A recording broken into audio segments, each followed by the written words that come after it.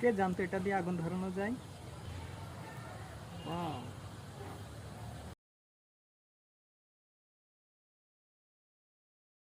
কে জানতো এটা দিয়ে আগুন ধরানো যায়?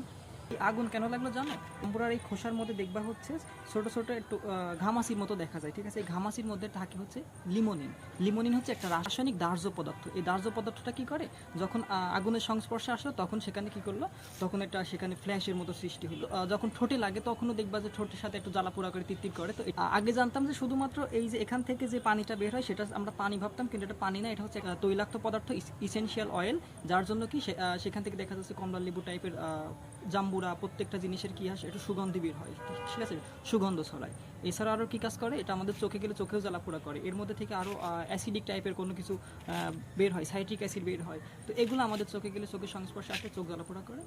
আর কি আসে, যখন আমরা আগুনের সংস্পর্শে নিয়ে আসলাম তখন সেখান থেকে কি আসলো, একটা ফ্ল্যাশ সৃষ্টি হলো।